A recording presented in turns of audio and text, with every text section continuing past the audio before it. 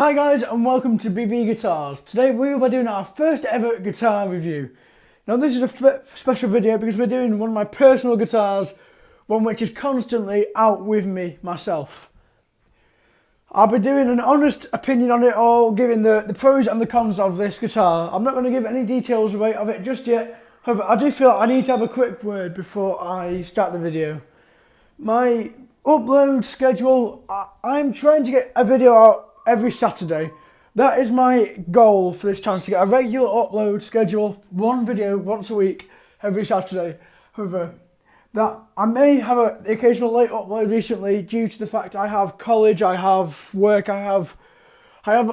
it's very busy at the moment, so uploads may be late. So apologies in advance for if I do miss the occasional upload or I do have a late upload, because that may be due to college or work, or it may be due to the product we're reviewing not turning up, which has happened this week, so causing me to review this guitar today. But never fear the less, let's get in with the review. So with this review, starting now, we're reviewing a wonderful guitar. This is one of my personal guitars again, but I do have to say, first off the back, this case here in front of me is big, yes I know. And this case does not come with this guitar. I bought this case separately, and it's an amazing case, and it really protects the guitar very well. This case is a Stag Jumbo acoustic case. However, it fits this guitar perfectly like a glove, and is really well protected because it's really hard. But let's get into the case and have a look at the guitar. Just going to do these latches. Here we go now. Let's lift this top up. 3, 2, 1. Let's do this. Wow. Now take a look at that, guys. This is of course the Gretsch G2420T. This is kind of like a 6120, but a bit lower down on the specs and without the mud switch. However, I have done some modifications to this to make it a bit more like that guitar. But straight away, when I open the case, it's clear that it's been protected by this case. I sometimes will store this guitar in the case when I'm short of space, when I'm putting the guitars out that I've got in my music room. But yeah, I went for the candy apple red. Well, funny story, when I was in the shop looking at these guitars, there was a lovely orange one and there was this red one. Now my first instinct was to go for the orange one because of Brian Setzer. However, when I played it, it didn't feel nice, but when I played this one here, it played really well, and it's one of the best guitars I have played. It's got a lovely neck to it, but just take a look at that lovely matte red colour to it. When you look at it through certain lightings, it glows under certain lights. However, right now you can see a matte red, like a dark red. Or if you look at it from a different angle, you can see sparkle, you can see like a glitter feel to the guitar, which shines, and I can't think of the word. It's just a wonderful guitar. Just take a look at that. I'm just going to put some light on so you can see it a bit better. There you go. Now would you look at that? Obviously you've just got a Bigsby there. You've just got the normal Gretsch specs. You've got your 2 volumes, your tone, your master volume. You've got your pickup selector switch.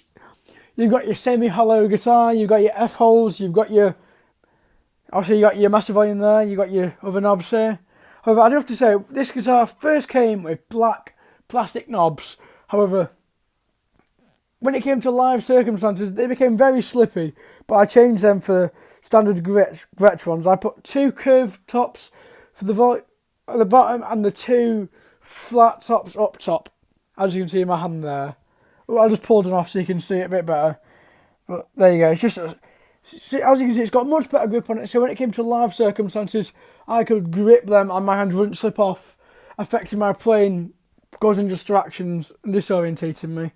But what an amazing guitar this really is. I can't explain to you how well this is. The neck is.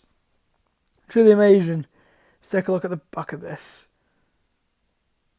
Now, well, of course, it did come with a pick guard on it. I took that off. There you go. You can see it there. I had it on for a while, so it is quite scratched up and it is clearly been used. However, I took it off for just the aesthetic look. I love, because it's a lovely arched top on top of on this guitar. I couldn't not have that on show. And once again, when it's under lighting, you can see the arch, you can see the lovely fine craftsmanship which has gone into this guitar. And I'll just try and position it so you can see what it would have looked like when I had it on. This is quite tricky actually. I'm trying to line it up the best I can, but it's not sliding into the pickups. Nearly. Will I get this? Not quite. This is mildly confusing at the moment. Well, it was whilst recording that video anyway. Once again, I am voicing over this video due to the fact my phone mic is broken and it causes a terrible distorted robot sounding voice. Well, not voice, it's like machinery working over the top of the voice, which is hard to hear me. It's a buzzing. But getting onto this, I'm going to go over the specs now. Of course, we've just got the standard Bigsby here. You've got the knobs, we've got a sliding bridge. However, this one isn't sliding. Then we've got the wonderful Gretsch BTS2 pickups, which I believe are just standard specs. And we've got unusual inlays for Gretsch, as they're normally involving the small thumbprint ones up on the top of the neck. But of course, we've got the toggle switch here for the pickups. We've got middle neck. We'll slide down into the bridge position again. Now, the wiring for this guitar is kind of tricky and complicated. But if we go into that, of course, we're using that bridge pickup. Here we've got the serial number. But as I was saying, it's very confusing. We've got a master volume here.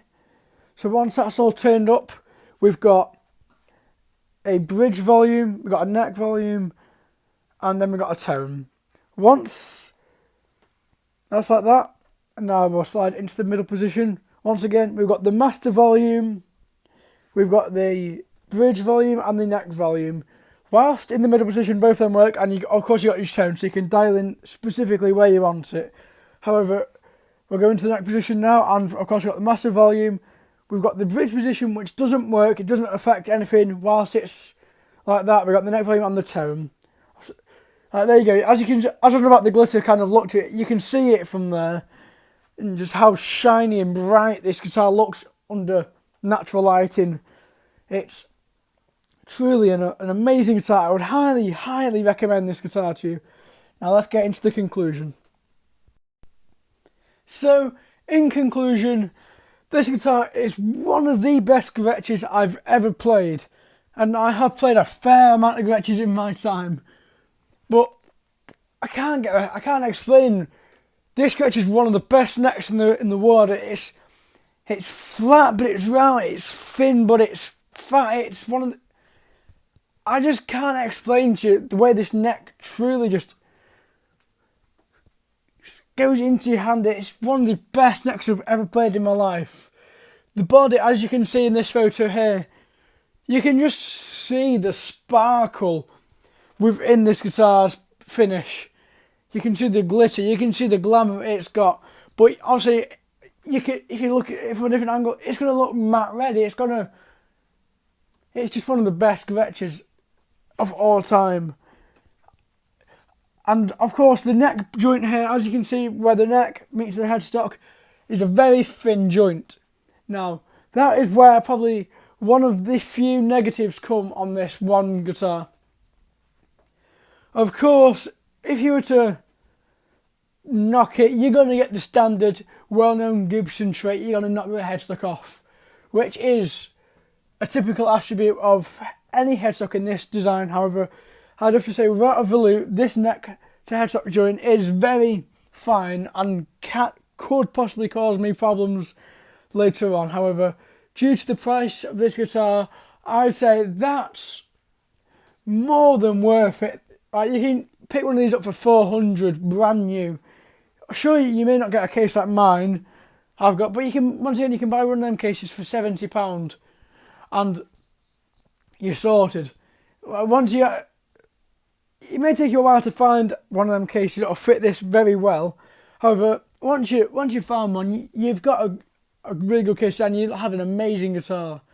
I don't know how these guitars are nowadays, as I bought this one just over maybe 2 years ago now, or maybe 1 year ago. I think I bought it in I think I bought it in September, maybe a little bit before. I'm not sure. I can't remember now. It may have been September.